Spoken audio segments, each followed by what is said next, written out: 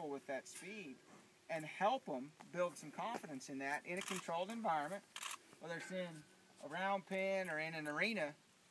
But the idea of riding a horse without a bridle is just an expression from me as a rider to my horse that basically says to my horse, it doesn't matter to me how fast you go.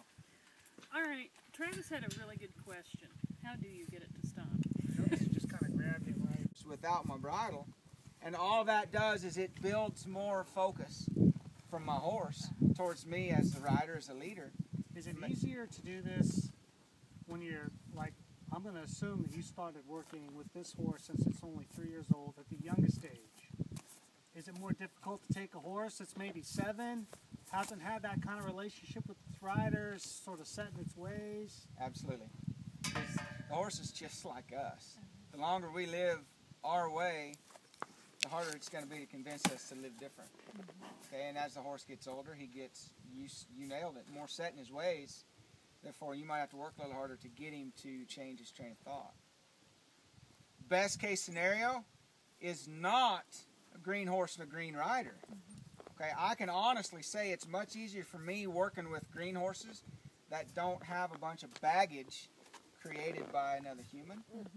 But for an inexperienced rider to go buy a green horse, That's stupid.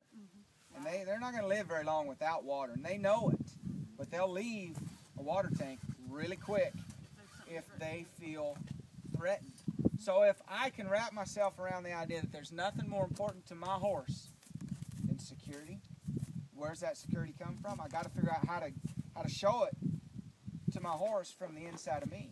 I'm going to have to learn their language. I'm going to have to learn the pecking order. I'm going to have to learn what it looks like to be that #1 horse in that herd. And at times, it looks pretty assertive. Throw a herd of horses out here, they might just be kicking the tar out of each other. But all they're trying to do is establish who's going to be #1 in that herd.